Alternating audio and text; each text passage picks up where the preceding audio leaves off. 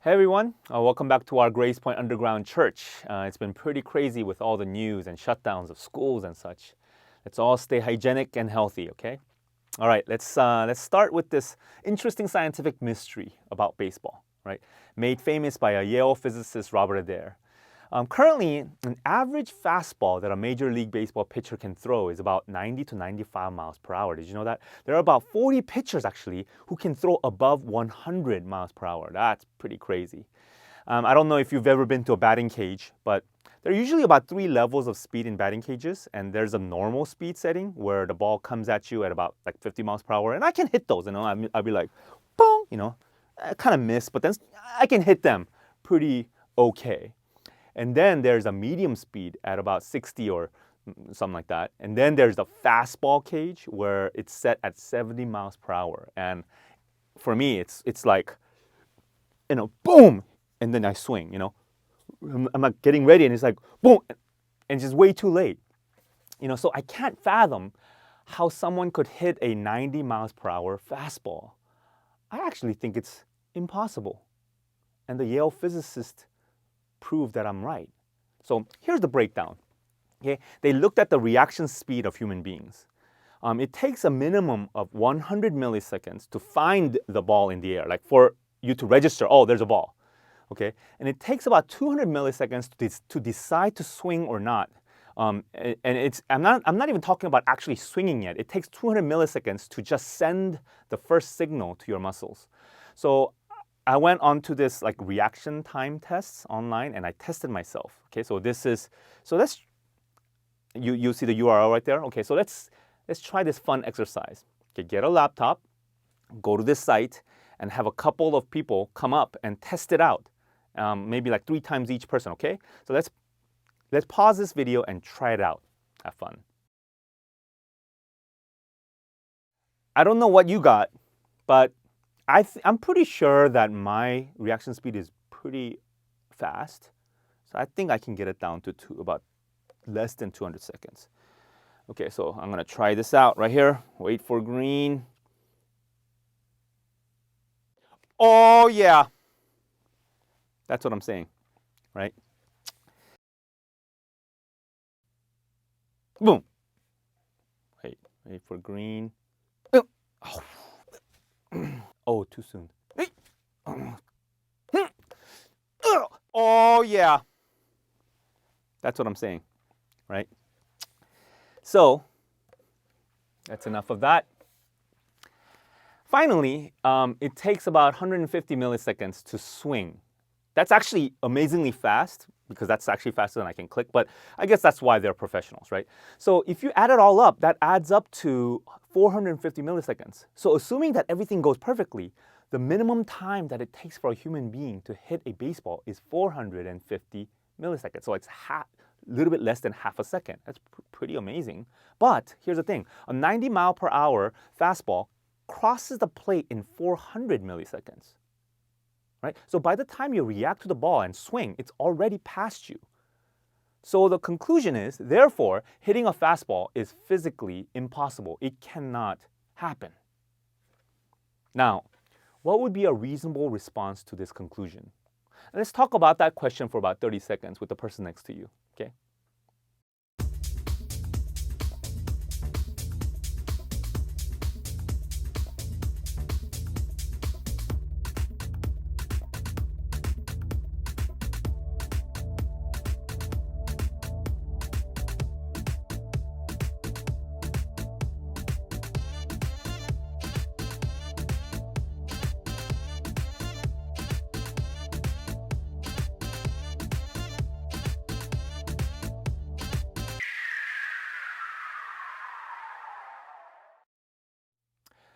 A reasonable person would look at that and say, well, I don't understand how it happens, but I've seen many 90 mile per hour fastballs being hit. Good hitters can hit 95 miles per hour fastballs, even 100. I've seen that happen again and again. So the question, how is that possible? I mean, that's an interesting question, but I'm not going to get stuck on that because it's undeniably true that people can hit a 90 mile per hour fastball. So here's the thing, I am going to prefer the undeniable over the unexplainable. In our world, there can be a lot of back and forth, and the conversation can be confusing and it can become frustrating because, in a way, it is endless, right? But this is what you can do. Prefer the undeniable over the unexplainable. Another way to put this is always start with what you know for sure and then move on to what you don't know. I mean, that's the reasonable approach. Right? Now, there's an account in the Bible that shows this in a rather humorous way.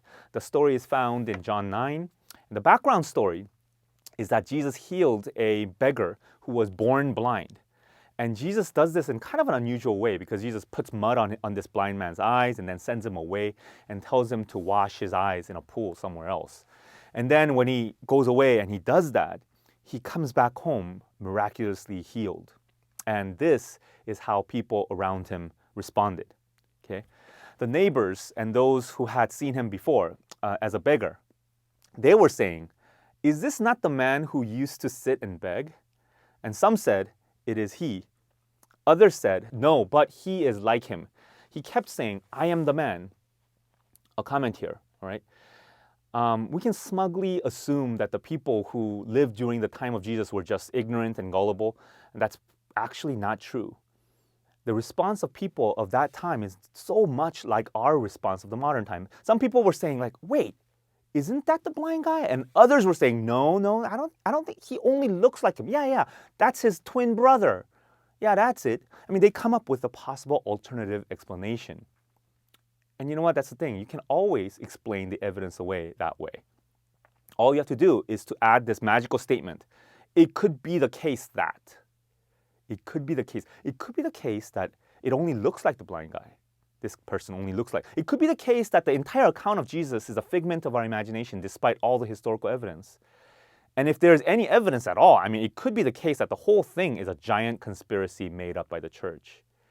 I mean, notice that without any evidence, simply because you attach the phrase, "it could be the case," in front of it, people think that I just provided a counter argument or some sort of evidence to the contrary. Notice that these people have absolutely no evidence to support the claim that this man was a doppelganger to the blind guy. There's no evidence for it, except it fit very nicely into their preconceived notions about how the world works. I mean, this world is a world in which blind people don't suddenly gain their sight, right? I mean, it's kind of hilarious if you look at it. There is this argument going back and forth in this crowd. One party is saying, "Hey, that's the blind guy." Another party is saying, "No, he only looks like the blind guy." And all the while, actually, the blind guy himself was saying, "Hey, I'm the man. It's me. Hey, guys, it's me." And he seems to be kind of ignored, right? So they say to him, "Then how were your eyes open?" He answered, "The man called Jesus made mud and anointed my eyes and said to me, 'Go to Siloam and wash.' So I went and washed and received my sight." They said to him, "Where is he?" He said, "I do not know." Now the crowd, they ask, "How did it happen?" They ask the how question. We don't understand how something like this could happen. They demand an explanation, right, of this. How were your eyes opened? Right? And the blind man does the best he can. This guy named Jesus put some mud on my eyes and he told me to wash and then I could see. And of course, the crowd isn't satisfied with this answer because that's not what they were asking. They weren't asking for a recount of exactly how, they were basically asking, how is that possible? What's the secret? And the blind man, he has no idea, right? He doesn't understand either. So they ask, where is this man? And then the blind man goes, "I don't know. Because I didn't see him because I was blind, So they bring him to the experts. The people who are supposed to be experts in these sorts of matters, the Pharisees. And it reads, "They brought to the Pharisees the man who had formerly been blind. Now it was a Sabbath day when Jesus made the mud and opened his eyes. So the Pharisees again asked him how he had received his sight. And he said to them, 'He put mud on my eyes, and I washed, and I see.' Some of the Pharisees said, 'This man is not from God, for he does not keep the Sabbath.' But others said, 'How can a man who is a sinner do such signs?' And there was a division among them." So here we see the response of the Pharisees. Right? Take a look at the objection of the Pharisees. They said, wait a minute. The day that you were healed, it was a Sabbath, and you're not supposed to heal on the Sabbath. What?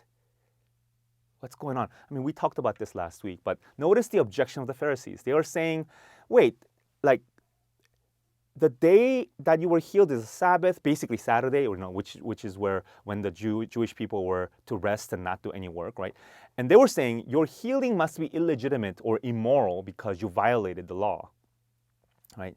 And as I mentioned last week, many of the objections that are levied at Jesus are a product of our culture, a product of the culture at, wherever you find yourself. So we don't understand this objection from our perspective, but for the Pharisees, see, they had this God box, see?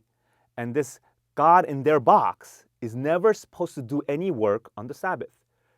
So they were stuck on that issue. And we also have our own God box though, right? That's something to think about. Now continuing, so they said again to the blind man, what do you say about him since he has opened your eyes? He said, he is a prophet. The Jews did not believe that he had been blind and had received his sight until they called the parents of the man who had received his sight and asked them, is this your son who you say was born blind? How then does he now see? His parents answered, we know that this is our son and that he was born blind, but how he now sees we do not know, nor do we know who opened his eyes. Ask him, he is of age, he will speak for himself. So they call the blind man again, right? So, and then they don't believe that he was blind before, so they now ask his parents, how, right? Then does he now see? And they say, we don't know. Look, all we know is that he was blind, but he's old enough. Just ask him, and he will speak for himself. Like they're very nice parents. So it's interesting how the Pharisees kept on asking the blind man again and again throughout the chapter. They kept on asking, even though the blind man kept on answering. So why are they doing that? What do they want to hear? They want to hear an answer from him that would fit into their God box. It's sort of like when someone becomes a Christian, experiencing Jesus and dramatically changing. And that person's friends or parents might ask, like, what happened? And he answers, well, this is what happened. And then this and that. And then when I realized that God forgave me, I am not sure how. I'm not sure how Jesus' dying on the cross accomplishes my forgiveness. But it really did, and it changed me. And after that testimony, what happens? For some people, I think in some of you that's sitting here, you've had that experience with your own parents maybe. And you share what happened to you, and the parents might not accept their child's explanation, your explanation of what happened. So they have to come up with their own explanation. It's because, it must be because you're young and maybe you just wanted friends. It must be a phase you're going through. And despite the explanation that you're giving firsthand, people say, well, I will just come up with my own explanation regarding your drastic change because it fits into my nicely preconceived notion of the non-existence of God. That fits nicer into my God box. How about us? How have we been doing this to others? Maybe your God box is that he's a religious symbol and nothing more. And you try to fit God into that box. Another popular God box is that God is a supporter of your dreams. He's someone whose very purpose for existence is to make you comfortable, to be there for you as you pursue your dreams of success. Maybe that's your God box. And this God, in this God box, would never judge because he has no moral preferences. And if he does have moral preferences, then he would have the moral preferences that exactly resemble yours. So I want to ask you a question. Are you willing to admit that maybe, just maybe, your God box is wrong? That perhaps the God of the universe won't actually fit nicely into your God box? And if God is real, then why would you expect him to fit into any kind of current God box that we have? Right? The Pharisees, they kept on asking this guy what happened. I'm not against asking, other people or asking questions. You can ask people. how did this happen? And then, when somebody gives you an answer, it's totally okay for you to ask further questions. But here's the thing. At a certain point, though, you need to decide whether you're going to consider the answer given to you. So for the second time, they called the man who had been blind and said to him, "Give glory to God. We know that this man is a sinner." He answered, "Whether he is a sinner, I do not know. One thing I do know, that though I was blind, now I see." What is he saying? I don't know if this guy is a sinner or not. I don't know all the intricacies of these theological stuff. But one thing I do know, and let's start there. Okay? I was blind, but now I see. I'm not going to be stuck on the things that I don't know. I'm going to move on. I'm going to move on the things that I do know. And what I do know is undeniable. This is what it looks like to prefer the undeniable over the unexplainable. Again, I'm not saying that you don't ask questions. For those of you who know me, you know I love those questions. We can nerd out on answering one question for hours, sometimes days. And I actually like doing that, maybe a little bit too much. We can nerd out and talk until the day that we die. And that's the point. We can do that until we die. But at every point of that juncture, it's going to seem like the question that you have, the current question that you have is the biggest obstacle. And, technically it is. Let me give you a little analogy. There's an analogy called the tallest man analogy. It's kind of gruesome, but the general idea is that our biggest problem is the tallest man, so you kill that tallest man, okay? But then what happens? After you kill that tallest man, the next tallest person becomes the tallest man. And then you have to kill him, and the next tallest person, and you kill him, and so on and so forth, until there's no one left. And I see that actually happening a lot. A person might be asking, or might be seeking God and asking some questions, and then their biggest objections have been answered. And then what happens? Well, they go to the next one, and then the next one, and the next one. And now they find themselves stuck on some other objection that was way down the totem pole in the very beginning. Like something they perhaps didn't even care about in the very beginning. But now that's the tallest man. And this goes on, and the end result is paralysis. So what is the way out of that cycle? I think it is to start with what you know rather than what is unknown. Start with the undeniable. You have to come to understand there is some kind of an explanation, right, of how someone can hit a fastball. But you don't understand it. In fact, how about this? You might never come to understand it. But I'm not going to be stuck there and wait forever. And I think that's the reasonable conclusion. I'm not going to be paralyzed by the mysteries that I haven't solved yet. Okay, going back. They said to him, "What did he do to you? How did he open your eyes?" He answered them, "I have told you already, and you would not listen. Why do you want to hear it again? Do you also want to become his disciples?" I really like this guy. So this blind man, right, is saying, "Look, I already told you, why are you asking again?" And then he says, "Do you also want to become his disciples too?" Meaning, now the blind man is saying, "I want to become his disciple," right? He wants to become Jesus' disciple. Notice what is happening to this blind man. With increasing opposition, he is growing in boldness and the strength of his convictions. And they reviled him, saying, You are his disciple, but we are disciples of Moses. We know that God has spoken to Moses, but as for this man, we do not know where he comes from." The man answered, "Why, this is an amazing thing. You do not know where he comes from, and yet he opened my eyes. We know that God does not listen to sinners, but if anyone is a worshiper of God and does his will, God listens to him. Never since the world began has it been heard that anyone opened the eyes of a man born blind. If this man were not from God, he could do nothing." They answered him, You are born in utter sin, and would you teach us?" And they cast him out. This blind man, he was not a trained theologian, okay? He actually had a wrong understanding, theological understanding too. Like he says, God does not listen to sinners, right?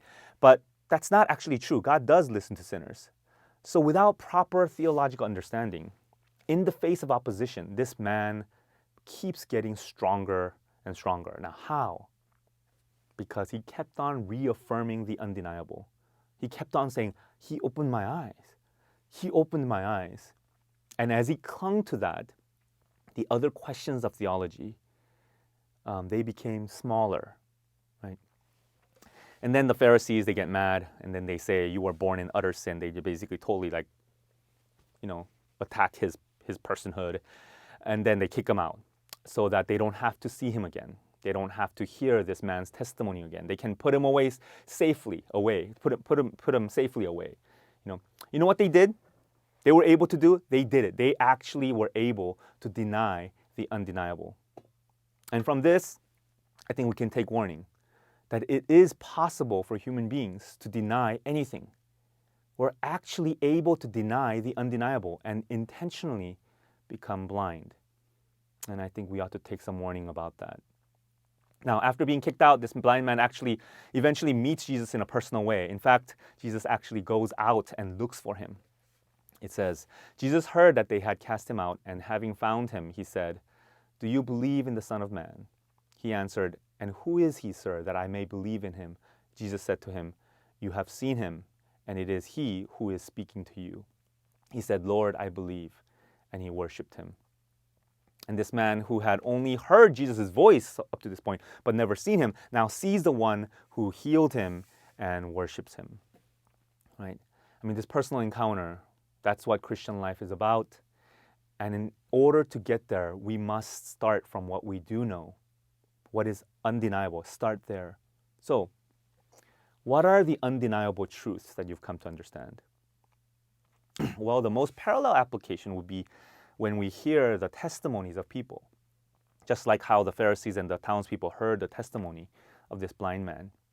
When you hear the testimonies and you witness the strange transformation that happens in their lives, what do you make of that? When you hear these testimonies of people that there's something strange, if you think about it, kind of strange, right? People come from all sorts of different backgrounds. Some of us come from completely atheistic backgrounds, some from very religious background, some come from broken families, some come from wholesome families, and all of them, when it comes to what happened to them at the cross, it sounds the same. It's like there's a website to centralize the Christian experience or something like that. Look, I'm not Jewish, right? That's pretty obvious, I think. I have never been to Israel in my life. But what am I doing saying that Jesus is my Lord? This Jesus who was a Palestinian Jew who walked the earth 2,000 years ago and was killed on a cross. What am I doing saying that? I take a step back and sometimes it's just really weird. But the testimonies of people and myself experiencing Jesus on the cross, that's undeniable. What else is undeniable? Your own inconsolable longings. As much as the world has tried to tell us that there is no ultimate meaning of life, what is undeniable is that there is this fundamental longing for meaning. The void in your heart that no experience in this world seems to be able to fill. What else is undeniable? The brokenness of sin. No matter how much we try to say that there is no such thing as sin, no matter how much we try to excuse ourselves, when we look at our past, when we look into our hearts, what is undeniable is that there is shame, that there is something wrong with us. And when we look at sin, man, Christians and non-Christians, religious or non-religious people alike, we all recognize that this is not how it was supposed to be. We can all start there. In a way, this third one, the brokenness of sin, this is a really good place to start because this is the issue that Jesus has come to solve. Sin, that's the issue. The stuff that's so personal that you would have a hard time talking about it with your closest friends. That's what God wants to address. What could be more personal than that? But because it's so personal, because it's so immediately accessible just by looking into our own hearts, it's also undeniable. And that's the pathway to know Jesus, by giving more weight to the undeniable things in your life rather than the unexplainable. So as we end, I want to encourage you to pray a dangerous prayer this week. I want to encourage you to pray admitting what you don't know. Say, well, I don't know about this. I don't know about the intricacies of theology. I don't know the answers to all my questions. But one thing I know. Then what is that thing? One thing I know, I have a soul that longs for someone else. I have a soul that longs for something else more than this life. One thing I know, I am frail. One thing I know, I'm a sinner. I hope that you can start there.